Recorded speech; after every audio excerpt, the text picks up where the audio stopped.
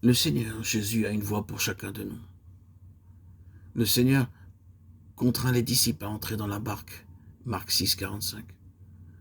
En d'autres termes, l'illustration de ces types nous enseigne que le Seigneur, après avoir été mis à mort pour nous, contraint ceux qui veulent le suivre à entreprendre la traversée. Quand il l'eut renvoyé, il s'en alla sur la montagne pour prier. Aussitôt après, il obligea ses disciples à monter dans la barque et à passer avant lui de l'autre côté vers Bethsaïda, pendant que lui-même renverrait la foule. Marc 6, 45. Ce verset représente en type le retour du Seigneur pour établir son royaume et guérir tous les malades. Le Seigneur contraint ses disciples de traverser la mer, gardant en pensée que cet événement se situe entre celui qui représente la croix et le suivant, le royaume.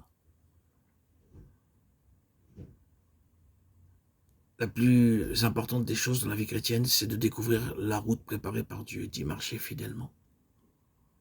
Malheureusement, d'une part, beaucoup de croyants n'ont pas découvert leur route et de l'autre, quelques-uns de ceux qui l'ont découverte ne s'y engagent pas.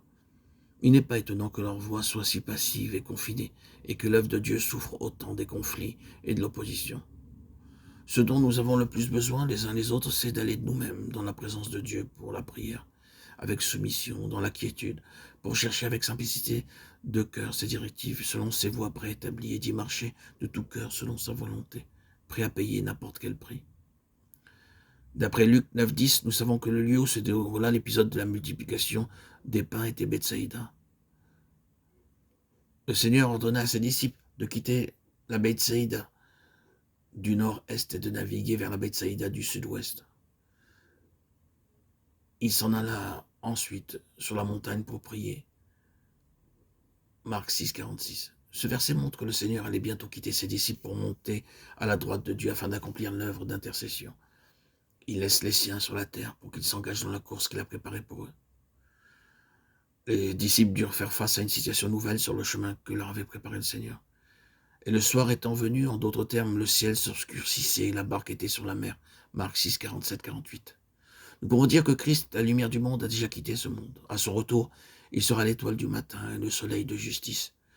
Depuis son ascension jusqu'à son retour, l'histoire du monde est celle d'une longue nuit noire. D'après l'opinion des hommes, le monde devient meilleur et plus lumineux, mais selon la parole de Dieu, la nuit est avancée. Dieu n'a pas dit que le monde serait meilleur et plus lumineux. Au contraire, il déclare que la nuit est fort avancée.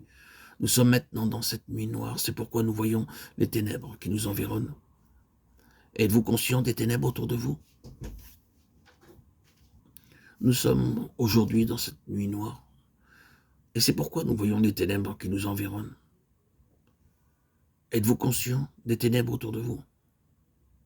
Si vous ne savez pas ce que sont les ténèbres, si vous n'avez pas la conscience des ténèbres autour de vous, c'est que probablement vous êtes assimilé à ce monde. Mais si vous marchez dans la lumière et vivez auprès de Dieu, en demeurant en Christ, en jugeant sans cesse les œuvres de la chair, et en obéissant à la conduite du Saint-Esprit, vous discernerez très naturellement que ce monde est vraiment ténébreux.